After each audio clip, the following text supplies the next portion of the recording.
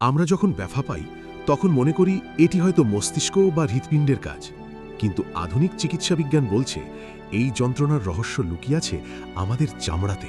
আজ থেকে ১৪০০ বছর আগে পবিত্র কোরআনে মহান আল্লাহ ঘোষণা করেছেন, যখনই তাদের চামড়াগুলো পুড়ে যাবে তখনই আমি তাদের বদলে দেব অন্য চামড়া দিয়ে, যাতে তারা আযাব আস্বাদন করতে পারে। সূরা আন-নিসা ৫৬ নম্বর আয়াতের অংশ।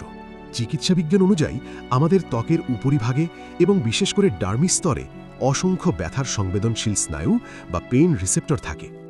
এই রিসেপ্টরগুলোই মস্তিষ্কে ব্যথার সংকেত পাঠায়। কিন্তু যখন কেউ 3rd ডিগ্রি বার্ন বা গুরুতরভাবে পুড়ে যায়, তখন ত্বকের এই স্নায়ু প্রান্তগুলো পুরোপুরি ধ্বংস হয়ে যায়।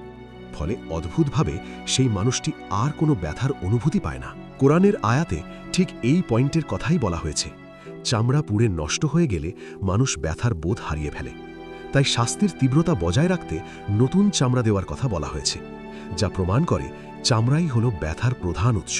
৭ম শতাব্দীতে যখন তৎকালীন চিকিৎসকদের ধারণা ছিল ব্যথার উৎস হল হৃৎপিণ্ড, তখন আধুনিক মাইক্রোস্কোপ বা নিউরোলজির সাহায্য ছাড়াই চামড়াকে ব্যথার প্রধান কেন্দ্র হিসেবে চিহ্নিত করা কি কোনো সাধারণ মানুষের পক্ষে সম্ভব?